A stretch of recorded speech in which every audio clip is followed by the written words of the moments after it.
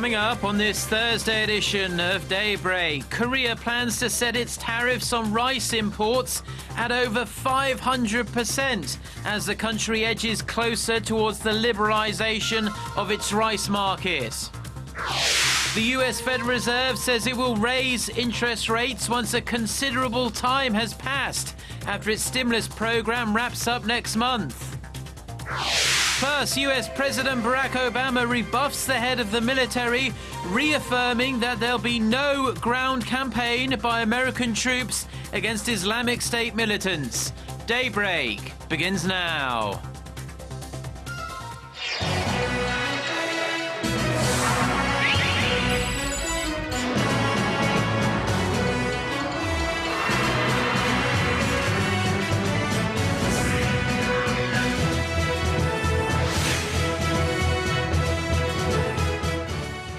Hello and thanks for joining us. To our viewers around the world, it's 6 a.m. on Thursday, September 18th here in Seoul. I'm Mark Broome and you are tuned in to Daybreak. Our top story this morning as Korea edges towards the full liberalization of its rice market next year. A ruling party official says the country plans to set tariffs on rice imports at more than 500%. 513% to be exact. Speaking to Korea's Yonhap news agency, the lawmaker said officials from the Agriculture Ministry and the Trade Ministry will sit down with lawmakers later on this Thursday for more talks on this issue. Experts say such high tariffs will help local rice producers compete with cheap imported rice from China and the US. The government will submit its plans to the World Trade Organization later this month. It will then be subject to the scrutiny of the organization's members over a 3-month period. Up until now, the Korean government imported slightly over 400,000 tons of rice every year on the condition that it wouldn't have to liberalize its rice market. The public's patience with the nation's lawmakers has been stretched to breaking point in recent months as a contentious bill on April's ferry sinking has completely paralysed parliamentary activity. Under orders from the Assembly Speaker, standing committees restarted legislative activities on Wednesday. But nearly half of the members were missing as the opposition continues its boycott over the bill. Our Ji Myung-gil reports. The National Assembly's standing committees are back at work. They began reviewing pending bills Wednesday and now have a timetable for plenary sessions, government audits, and hearings over the next 3 months. But there's less certainty about how much lawmakers of the New Politics Alliance for Democracy will be participating. They are boycotting all parliamentary proceedings over the unpassed Seoul ferry bill.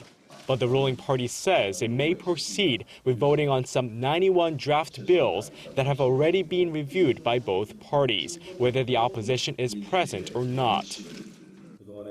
We have decided to proceed with legislative activities for the country and the people. We will continue our dialogue with the opposition party to normalize parliament. But before that can happen, the main opposition New Politics Alliance for Democracy will have to normalize its own party. Despite increasing pressure from members of her own party to step down, its interim chief Park Young-sun said Wednesday that she wasn't going anywhere and also had words for President Park Geun-hye. It is unbelievable that President Park sent an ultimatum to the National Assembly calling for its normalization. This clearly shows that the presidential office has been meddling in the Seoul bill negotiations behind the scenes. Park also said the main opposition would resume talks with the ruling party over the much contested bill that would set up an investigation into April's ferry disaster. With Park Young-sun staying on, Korea's main opposition party will now try to regain its political footing, come to an agreement with the ruling party on the matters of contention, and resume its legislative duties at the National Assembly. Ji Myung-gil, Arirang News. Now, ahead of her departure for New York City, President Park Geun-hye has expressed her hope that the foreign ministers of the two Koreas can sit down for talks on the sidelines of the UN General Assembly, which is why she's heading to the east coast of America. In an interview with Reuters, the president said Seoul is always willing to hold constructive dialogue with Pyongyang Our Chae Yu-sun reports. With North Korea still unresponsive about the South's proposed talks to improve ties, President Park Geun-hye, ahead of a trip to the UN General Assembly next week, left the door open to engaging with the North. 고위급 접촉을 제의한 데 대해서 좀 빨리 호응을 해서 대화를 하자 이렇게 말할 수 있는 기회가 있다면 좋겠습니다. 또 외교장관끼리 뭔가 그런 문제를 가지고 대화를 할 수 있는 기회가 있다면 그것도 뭐 바람직하다고 생각합니다. Although officials from the two Koreas have no plans to meet on the sidelines at the UN, there is growing speculation that they may come in contact. North Korean Foreign Minister Lee Soo-yong, who is attending the global summit this year, is Pyongyang's highest-ranking official to do so in 15 years. Starting her second year in office, President Park has been seeking ways to normalize relations with the northern neighbor and for the two Koreas to prepare for reunification. 분단의 고통을 해소하고 극복하고 또 평화 통일 준비를 위한 것이라면 저는 누구하고도 대화를 할 수 있다고 생각을 합니다. 이제 여기서 중요한 것은 어떤 대화를 위한 대화보다도 진정성과 실천 의지라고 생각합니다. The Korean president also had a message for the Shinzo Abe administration regarding Tokyo's whitewashing of having coerced Korean women into wartime sexual enslavement. 이분들에게 사과하고 또 명예를 온전히 이렇게 회복할 수 있도록 일본 정치 지도자들이 용기 있는 결단을 내리기를 바라고 있습니다. 또 그렇게 해야 경색된 양국 관계도 좀 푸는 지름길이 되지 않겠는가 봅니다. Attention now shifts to President Park's diplomacy during her stay at the UN and what message she will have for regional neighbors in her first UN General Assembly address. Chae Yu-sun, Arirang News. And while we're on the subject of North Korea and the United Nations, a new UN report sheds light on the very poor health of the North Korean people. It says that about 9 million North Koreans, more than a third of the entire population, didn't have enough to eat between 2012 and 2014. Although this represents an improvement from previous years, the number is still well above the global average. The UN reports 1 out of 9 people around the world is undernourished. Now, an American man in his late 20s to early 30s was caught by South Korean Marines earlier this week trying to swim across the Han River to North Korea. This defection attempt is currently being investigated by South Korea's intelligence agencies, as you'd imagine. And while cases like this are extremely rare, they have happened in the past, as our Kwon So-ah reports. An American man tried to defect to North Korea. You heard correct. A U.S. man didn't try to defect from North Korea, but to North Korea. And he attempted to do so by swimming across the Han River, a major river that borders with North Korea and also runs through Seoul. The U.S. citizen of Arabic descent was caught by South Korean Marines late Tuesday evening. He was said to have told officials that he wanted to meet North Korean leader Kim Jong-un. Now, while this man's attempt is generally being viewed with the same seriousness as Dennis Rodman's visits to the North, the incident has stirred up stories of other Americans who actually did succeed in entering North Korea. Larry Abshir was the first U.S. soldier to defect to the North. In 1962, the then teenager walked across the demilitarized zone to live in Pyongyang. His affection towards the country led him to appear in North Korean propaganda films. Now, 3 months later, another gave it a try. James Dresnock is the last U.S. defector known to be still alive in the North and became the subject of the documentary Crossing the Line. And reports say he tweets from Pyongyang. And there is Jerry Parrish and Charles Jenkins, who joined the other soldiers later on. Now, Jenkins now lives in Japan with his Japanese wife, who was abducted by North Korea. U.S. defections continued in the 80s when an infantryman stationed in South Korea shot the lock of the DMZ open and worked as a school teacher there. But his joy didn't last long as he drowned while fishing 2 years later. In 1996, Evan Hunziker, a Christian missionary, swam across the Yalu River from China. He was brought back home by then New Mexico Congressman Bill Richardson. Now, while the stories of these individuals who voluntarily tried to defect to North Korea may make more interesting talking points, 3 American citizens are currently being held captive and waiting desperately for help to get out of that very place. Kwon So-ah, Arirang News. Now, German Chancellor Angela Merkel was named the 12th winner of the Seoul Peace Prize on Wednesday for her dedication to world peace and her attitude towards her country's past wartime atrocities. The Seoul Peace Prize Foundation's chairman said Merkel's steadfast apologies over Germany's past wrongdoings remind the international community of human dignity and human rights. Angela Merkel, who was elected as the first female chancellor in Germany back in 2005, is serving her 3rd term in office. The US Federal Reserve has vowed to keep interest rates near zero for a considerable time, arguing that the economy is expanding at a moderate pace. Chairwoman Janet Yellen said the country's inflation rate was running below the Policy Committee's 2% objective and that there were still too many Americans out there who want jobs but can't find them. Also, the Fed decided to stay on course with the tapering of its monthly bond buying program until it comes to a complete end in October, saying it will cut an additional $10 billion starting next month. Korea's 4 largest companies are putting more distance between them and the competition. Corporate research firm CEO Score said the total amount of value added by Samsung, Hyundai, LG and SK was $135.5 billion, up nearly 4%. But the amount of value created by the rest of the firms in the top 500 actually went in the other direction, dropping quite a lot, 13.5%. Korea's top 4 conglomerates accounted for about 10% of gross domestic product in 2013, with Samsung topping the list at nearly 5%.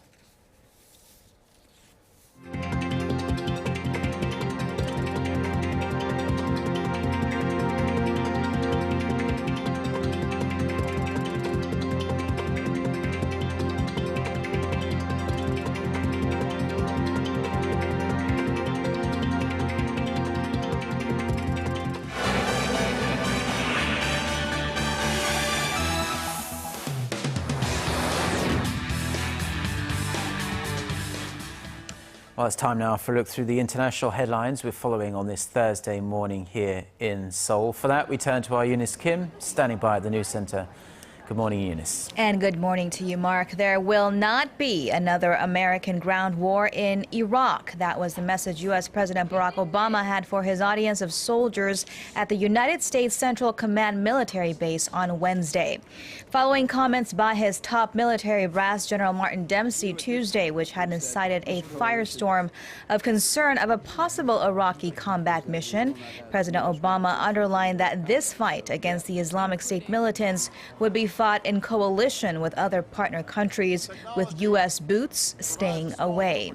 He said America could not do what Iraqis must do for themselves, but it would contribute some things that only America can do. This, as Iraq's Prime Minister Haider al-Abadi said, foreign ground troops on his territory would be absolutely out of the question. The Islamic State, ahead of those remarks, released a video trailer titled Flames of War that appeared to show American troops at the mercy of their fighters. The sun has set on the United Kingdom, and when it rises again, millions of Scots will head to the polls to decide the fate of their country, and by extension, the union they have been a part of for more than 3 centuries. Emotions poured over in the final mass rallies held by both sides, in part to convince those voters who are still torn on where they stand. The latest polls showed a slim lead held by those who want Scotland to stay in the UK. They saw a 51% versus a 49% lead in an Ipsos Mori survey released later Wednesday. It did not include, though, undecided voters, estimated to make up around 8% of registered voters. On his 64th birthday, Indian Prime Minister Narendra Modi welcomed Chinese President Xi Jinping in a rare state visit, only the third by a Chinese head of state to the world's second most populous country. The two Asian leaders were expected to reach economic deals worth tens of billions of dollars during Xi's three-day visit, compared to the $400 million China had poured into India in the past 14 years. New Delhi is hoping for Beijing to provide a much-needed boost into its infrastructure and manufacturing projects, while China seeks overseas growth opportunities and an ally in its tense regional affairs. And finally, at the International Whaling Commission conference in Slovenia, Japan sought to resume whale hunting despite widespread global criticism that culminated in a UN court ban earlier this year. It negotiated to change a resolution about global whale criteria to allow Japan to engage in scientific whaling. The UN International Court of Justice had ruled back in March that the East Asian nation's program was not scientific, nor did it produce substantive research. In reaction, Australia joined New Zealand to stop harpooning the harpooning of hundreds of whales, saying that it is of the view that lethal scientific research is not necessary.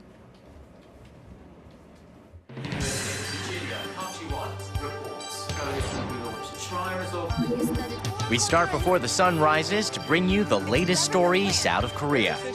We also lead the way with important global coverage. Stay on the pulse of what is happening with Daybreak.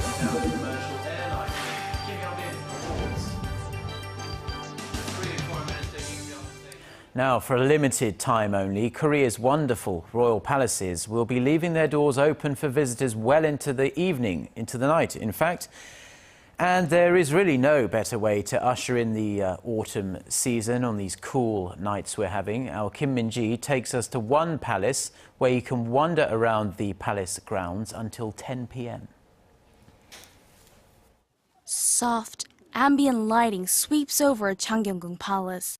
Friends and families take in the beauty of the royal palace, lovers follow the trails once used by kings and queens, while others simply capture the moment on camera. It's great. The light really brings it out.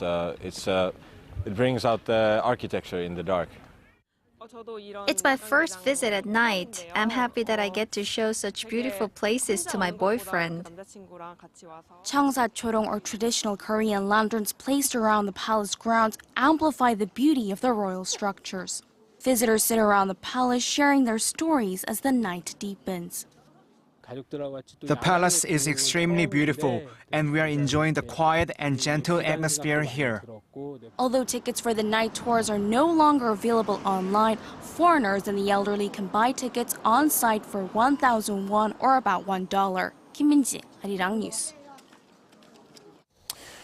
Now, it's not unusual for stores to play classical music to their customers, but what about a live orchestra performance in a shop? Well, as our Im Yoon-hee reports, one such event actually took place recently at one of Seoul's busiest shopping centres. It's known as Korea's shopping mecca, but Myeongdong is now also a stage for a romantic classical concert. The music from dozens of instruments floated into the open air on Tuesday, stopping passerbys in the midst of their shopping excursions. From the whimsical solo of a violinist to an effervescent xylophone spectacle, the Eurasian Philharmonic Orchestra gives these shoppers a new type of experience. By chance, it was my wedding anniversary, so I came out with my wife, child and in-laws. Lucky for us, we were able to experience this classical music concert. It's my first time here, and I think it's a very good idea to promote this kind of music in the society today. I feel really good. I feel some energy in my body. This is the first time I'm seeing something like this, and it's really lifting my spirits. The members of the Eurasian Philharmonic have been sharing their music with audiences since 1998, led by world-renowned conductor Kim Nan-se. And though they're usually on a formal stage, for the first time they've taken to the streets, bringing a classical music experience to the general public. I want to give people what they want and make them happy. I can do all this in the streets and even give people a new cultural experience. Live classical music doesn't have to be out of reach. In fact, you might just find it around the corner while out on a simple shopping errand. Im Yoon-hee, Arirang News.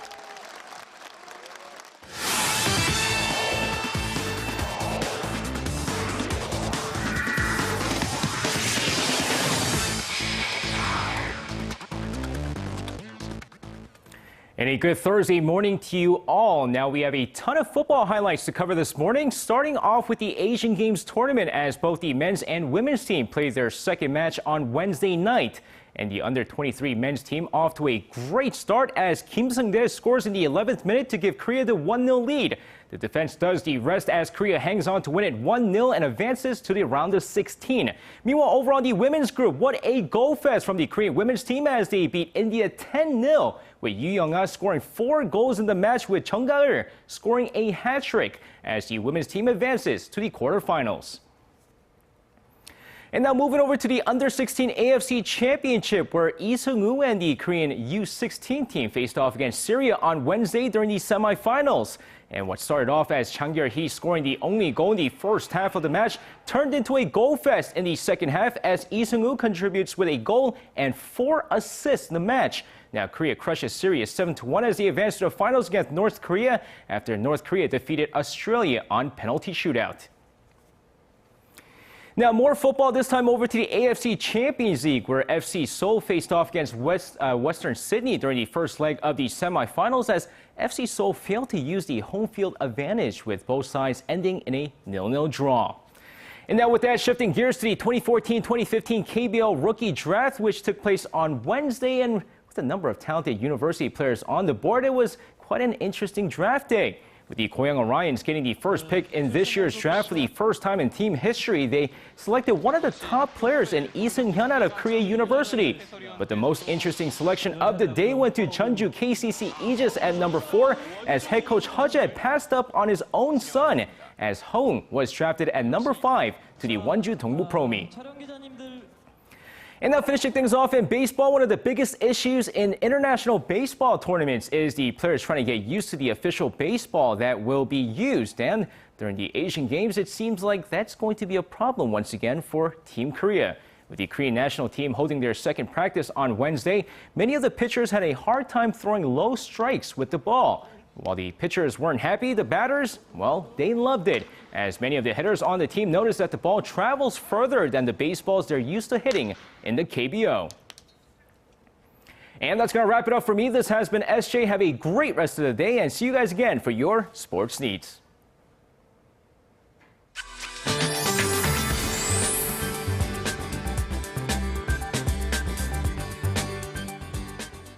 Good morning. Well, it looks like about 5 to 20 millimeters of additional rain is in the forecast for the east, while the southern provinces will have another cloudy morning. But up here north, as we can see, there are fewer clouds, so we will have more sun than yesterday. And yesterday, daytime high in Seoul only made it to about 22.6 degrees Celsius, but today will be much warmer. In the meantime, southern areas will have similar highs to yesterday, hovering in the mid-20s. But overall, most regions could see a bright afternoon later on. So please keep that in mind. And let's take a closer look at the readings for today. The overnight lows here in Seoul dropped to 16 degrees Celsius overnight, and the high will rise to 27, while Daegu and Busan will only make it to 24, and Gwangju will rise to 25 in the afternoon. Now, for other regions, it looks like Jeju Island and Daejeon Incheon will top out at 23 and 26, while Dokdo should see highs of 22, and Mount Keungang gets up to 15. Well, that's all for Korea, and here's the international weather for viewers around the world.